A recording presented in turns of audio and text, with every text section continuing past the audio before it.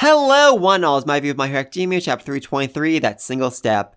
And this chapter gives some rather interesting revelations about UA's defense system, because apparently their old defense system was as secure as Tartarus, the most heavily guarded prison in all of Japan, but as Momo points out, that didn't really actually stop Shigaraki from breaking through their defenses, rather easily, so they decided to upgrade. Seriously upgrade, as the entire campus has been partitioned like a game board, and each partition can transport along underground tunnels that just go for miles and miles and miles.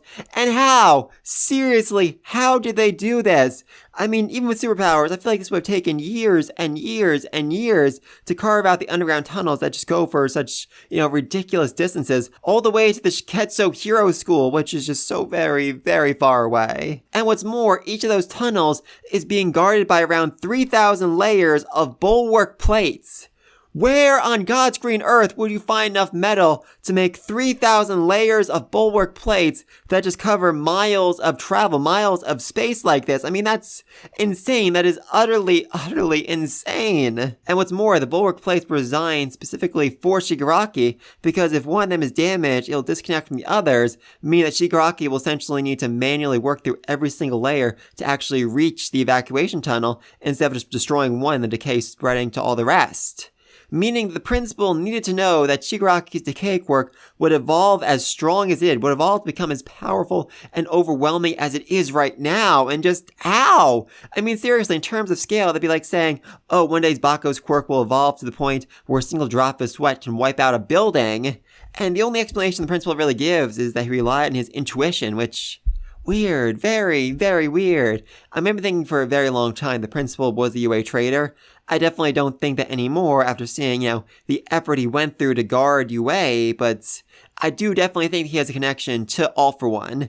I mean, for one thing, he is not a person who had a quirk that made him look like an animal. He is an animal whose quirk granted him superhuman intelligence, and as far as I can tell, he is the only animal in this entire series who has a quirk, because, that's something I think people will be aware of. I mean, seriously, imagine if a stray dog on the street had laser vision, or if pigeons started pooping battery acid. That would just utterly destroy all semblance of a normal human society, and would cause absolute anarchy and chaos, maybe even more so than we're seeing right now. So yeah, animals don't usually develop quirks, meaning that he is a 1 in a billion rarity, or somebody gave him a quirk, and the only person we know of who can grant quirks is All For One. So what if All For One was the one that gave him his quirk? What if All For One was the one who experimented on him? What if All For One is the one that gave him that scar above his right eye? I think it would be a very, very interesting twist, and explain why the principal is able to basically predict what's going to happen down the road.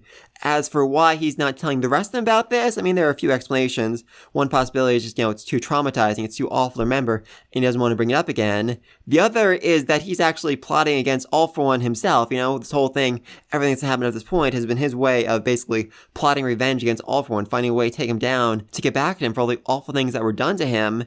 And finally, there's a possibility the principal just doesn't remember. I mean, it was so traumatizing, so awful, that he blocked out those memories, but his subconscious mind still remembers. His subconscious mind is aware of All For One's plans, and that's what led him to this path. That's what led him to create this giant defense system, in case decay actually evolved into a quirk that was that powerful.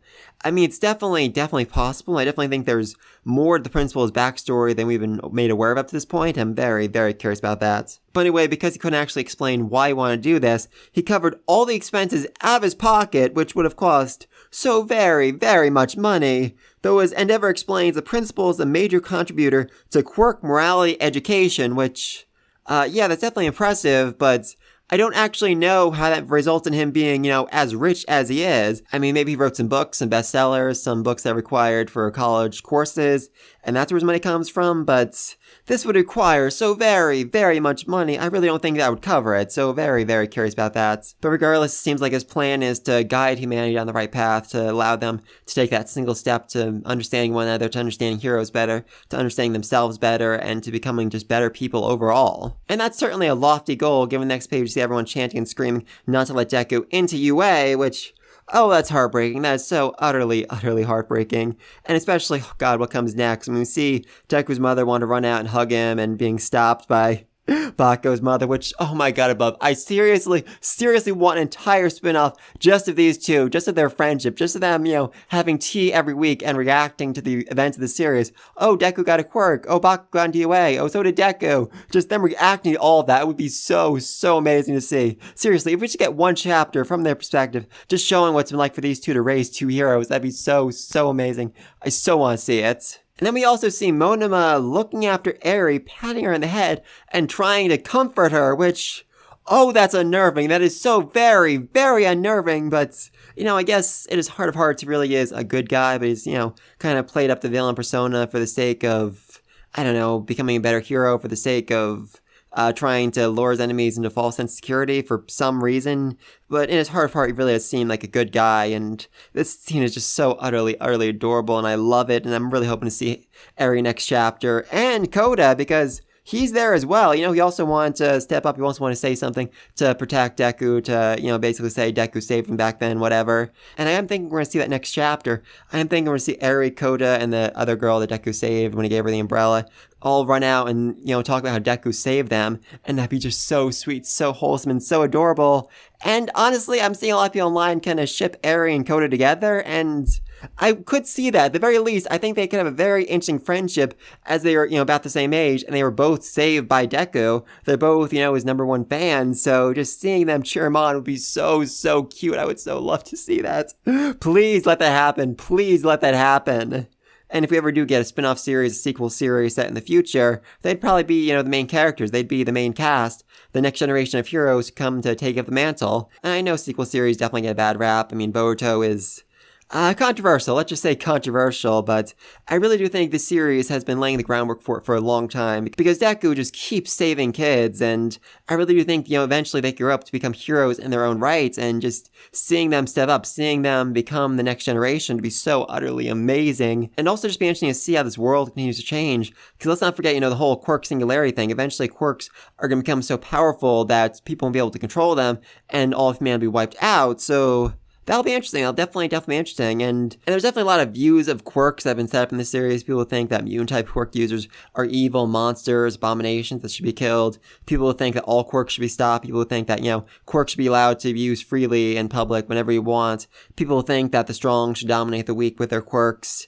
And definitely be interesting to see how those opinions change 5-10 years after this whole apocalyptic scenario. I really would like to see that. But anyway, for right now at least, they can't really say anything because the crowd is just super angry, as we see a conspiracy theory post basically saying that Shigaraki is after UA student, and they figure that's Deku, and then Best Jeanist shows up to lend a helping hand to try and convince people that, Deku isn't to blame, Deku should be allowed here, and his neck is just getting so long, it's unnerving, it's definitely unnerving at this point. But anyway, though, I do find interesting that Best Jeanist is the one who stands up here and, actually says his piece. I mean, he is basically Japan's number one hero right now, given that Endeavor and Hawks are, not well liked, and that's why they're staying outside. I mean, Endeavor is just a completely lost cause. Even when all this settles, even when everything's done, I feel like Endeavor is never going to be as well liked as he was before all this. And, he wasn't very well liked back then either. People viewed him as angry, violent, mean, and, just not All Might. That was his biggest crime. Hawks, though, might actually end up winning people over again because, the reason why he's hated right now is because he killed twice. He stabbed an unarmed villain in the back of the head, and that was hard to watch. That was definitely hard to watch. But I feel like after all of this, a whole bunch of people are going to be way more in favor of the death penalty, way more in favor of killing villains rather than imprisoning them because, they all broke out of prison. So, yeah, Hawks might have been in the right to actually kill twice. I mean, that's a whole other moral debate I really can't get into right now. But I think a lot of people might end up deciding that Hawks actually did make the right choice in killing twice right there. But Best Jeanist does his absolute best to try and convince everyone, this is our plan, basically to use Deku as bait to lure out the villains. It didn't work. Deku's just so tired. So why don't we just, let him stay here for a little bit? And it doesn't work. It doesn't work at all, as everyone just completely and utterly loses their mind, becoming even more angry and violent than they were before. Thankfully, though, Uraka steps up. Huzzah! And seriously, she steals the microphone out of President Mike's hand and then leaps into the air. I really do think there is some sort of alternate timeline where Uraka and Toga were best friends growing up and they end up becoming criminals on the run together. Oh, I would love to see that. I would so love to see that. I mean, Villain Deku storylines are very popular among fan fiction, but Villain Uraka, that would be fun. That would be really fun. I feel like she has the makings of a master thief. But anyway, then she jumps over everyone's head all the way to the top of the school as her parents just look on like, is that really our daughter? Whoa, she got so cool. Yes, parents, your daughter is in fact really cool. And she basically tells everyone, look at Deku, look at him. And it's really just like a callback to some of Endeavor's past moments. When he first became the number one hero, he said, look at me, see me, something like that.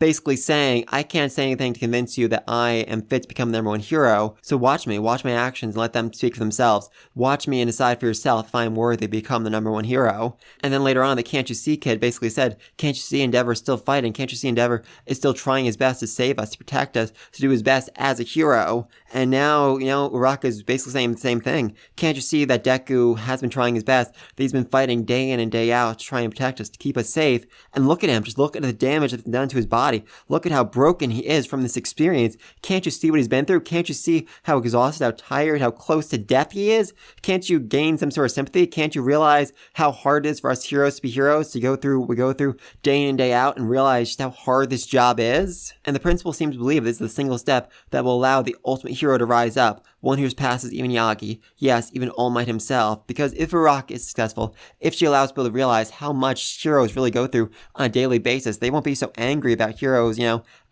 slowing up traffic, heroes, causing issues, heroes not being able to protect everyone 100% of the time. I mean, that is definitely a problem with hero society. The fact that heroes are basically viewed as being invincible, undefeatable, godlike, essentially. That's the myth, the belief the Japanese government, the Safety Commission has been fostering for all these years, because it basically convinced people not to use their quirks in public, not to try and defend themselves, not to fight for themselves, because a hero will arrive, a hero will save the day. And that's just caused so many more problems now, because people believe heroes are perfect, so therefore they don't worry about them. They don't think about what heroes go through on a daily basis. They don't think about all the pain heroes are putting their bodies through. And maybe now they will. Maybe now they'll realize just how hard heroes are struggling. And like I said before, I think Koda, Eri, even Umbrella Girl here might end up stepping in and saying, Deku fought for me. Deku almost died trying to save me. Deku broke his body protecting me. And the crowd might change their mind. The crowd might realize just how much heroes have really gone through, and why Deku needs a helping hand here now. Why Deku needs someone to look after him, to be a hero for him. Why Deku needs the crowd, these people here, to be his hero, to allow him to come in, to allow him to rest and recover his body so that he can go out and save them, so that he can go out and be a hero to them. Oh, I love it. I freaking love it. I also love that the principal calls All Might Yagi because, he has known All Might for a very long time, since he was a student at the academy, and he still views him as that little kid. It's so adorable. It's so adorable, and I am so excited for the next chapter. Like I said, I really do think everyone's going to step up and try to defend All Might, all the people he saved in the past, and I cannot wait for that. I cannot freaking wait for that. And hopefully there's enough to change the crowd's mind. Hopefully there's enough to convince everyone, including Deku, that he should stay there, that he should be protected and guarded here, so that he can, recover, so that he can allow himself to rest, that he can get a new costume that isn't so badly frayed and looks like a freaking villain. Seriously, Deku, your outfit is just so terrifying right now. And yeah, those are basically my thoughts on this chapter. But leave all this down below. Was Uraka's voice enough to convince the crowd? Will others need to step out and, basically defend Deku as well? What's going to happen next? What do you think of UA's ability to move miles and miles underground? I mean, I'm seeing a lot of debate online about whether or not this will, essentially come back to bite them in the butt, whether the principal have to actually activate this or not. I mean, it feels like such a complicated system that I almost feel like it has to be used at some point. It's like Chekhov's gun, The whole underground tunnels thing is such a massive cost that at some point or another they actually have to be used. So will the final fight actually be on UA campus? Oh, that'd be interesting. That definitely interesting. Link all down below. Be sure to like, subscribe to the next video. And until then, peace!